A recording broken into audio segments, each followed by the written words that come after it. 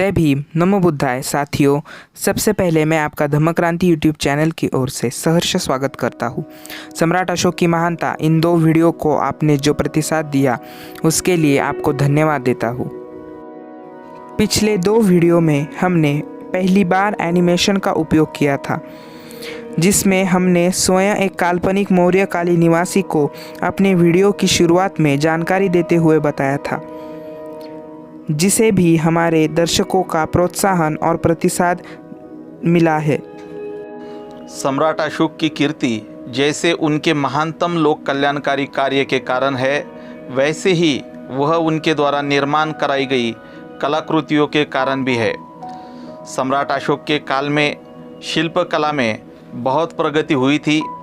उनका बनवाया हुआ 4 सिंह शीर्ष स्तंभ यह भारत का सर्वोत्तम शिल्प माना गया है।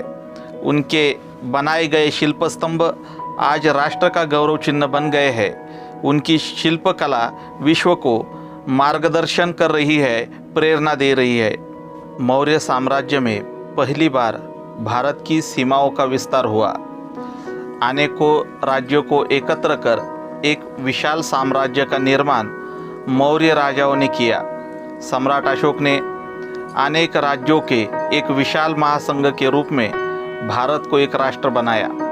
एक विशाल, प्रगत और शक्तिशाली राष्ट्र के रूप में उन्होंने भारत को विश्व विख्यात किया। सत्य, समानता और न्याय पर आधारित शासन व्यवस्था का संचालन कर उन्होंने विश्व को लोक कल्याण का नया आदर्श दिया। शिला स्तंभ और शिल्पों का निर्माण कर उन्होंने अनेक आदर्श प्रतीक हमारे देश को दिए हैं। सम्राट अशोक ने निर्माण किया हुआ अशोक चक्र और अशोक स्तंभ आज हमारे देश के राष्ट्र चिन्ह बने हैं। आज हम सम्राट अशोक द्वारा निर्मित सारनाथ स्तंभ के बारे में जानने जा रहे हैं। तो देखते हैं राष्ट्रीय प्रतीकों के निर्माता सम्राट अशोक। भारत का राष्ट्रध्वज और अशोक चक्र। हमारा भारत देश अनेक संस्थानों में बटा हुआ था। अनेक राजा और उनके अनेकों प्रतीकात्मक ध्वज थे। इन सब लोगों को एक ध्वज के नीचे लाने का कठिनतम कार्य भारत की संविधान सभा ने किया। 22 जुलाई 1947 को भारत की संविधान सभा ने भारत के राष्ट्रध्वज को स्वीकृति दी। हमारे इस राष्ट्रध्वज में 4 प्रमुख रंग है: केसरिया, सफ़ेद, नीला और हरा। यह 4 प्रमुख रंग हमारे राष्ट्रध्वज में विद्यमान है। लेकिन कुछ लोगों के गलत आकलन के कारण हमारे राष्ट्रध्वज को तिरंगा कहा जाता है और तिरंगा लिखा भी जाता है, जो पूर्णतः गलत और असत्य है।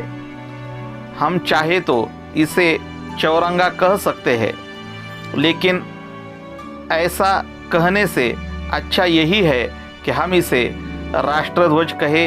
यही हमारे ध्वज का संवैधानिक नाम है। हमारे राष्ट्रध्वज में विराजमान अशोक चक्र के निर्माता विश्व सम्राट अशोक महान है।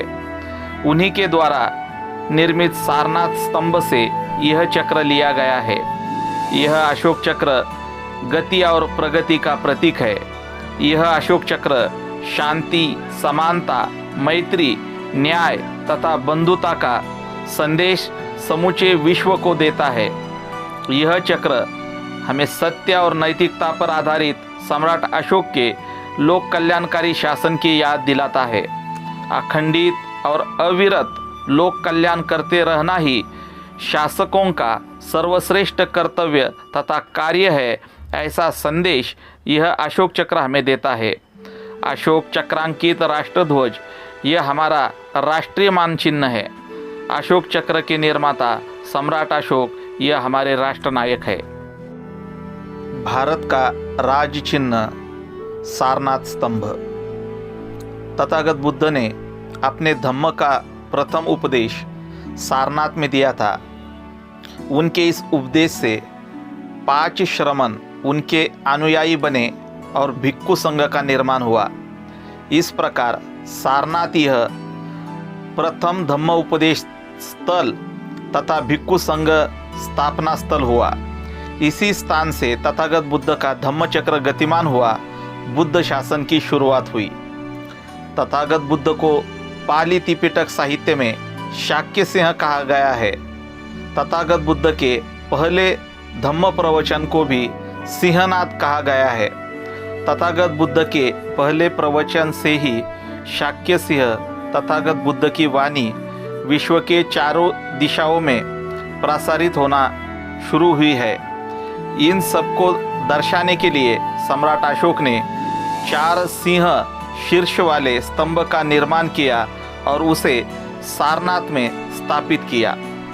सारनाथ का यह अशोक स्तंभ भारतीय शिल्पकला तथा आदर्शों का श्रेष्ठतम प्रतीक है।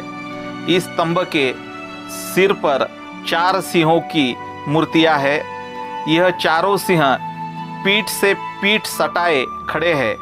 यह 4 सिंह एक गोल पर खड़े हैं, जिस पर नीचे सिंह, हाथी, वृषभ और अश्व इन 4 जानवरों की मूर्तियां खोदी गई है।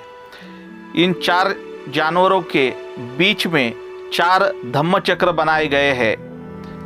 इन जानवरों में सिंह बुद्ध के कुल का प्रतीक है, हाथी बुद्ध के जन्म का प्रतीक है, वृषभ बुद्ध के प्रयासों का प्रतीक है और अश्व उनके ग्रह त्याग का प्रतीक है। यहाँ स्थित धम्मचक्र यह बुद्ध शासन के प्रारंभ का प्रतीक है। 26 जनवरी 1950 को सम्राट अशोक द्वारा निर्मित इस सारनाथ स्थित स्तंभ को भारत के राष्ट्रीय प्रतीक के रूप में अपनाया गया है। यह अशोक स्तंभ अब भारत का राज चिन्ह बनाया गया है। हमारे इस राज चिन्ह के निर्माता सम्राट अशोक है। आज अशोक स्तंभ से प्राप्त यह राज चिन्ह हमारे देश के गौरव और सम्मान का प्रतीक बन गया है। साथियों, अगर आपको हमारा यह वीडियो पसंद आया हो तो इस वीडियो को लाइक कीजिए, शेयर कीजिए और हमारे चैनल धम्म क्रांति को सब्सक्राइब कीजिए। साथियों, हमने अपने चैनल धम्म क्रांति का इंस्टाग्राम पेज खोला है। अगर आप चाहें तो हमें वहां पर फॉलो कर सकते हैं। लिंक डिस्क्रिप्शन में दी गई है। हमारा यह वीडियो देखने के लिए आपका बहुत बहुत धन्यवाद। जय भीम, नमो बुद्धाय।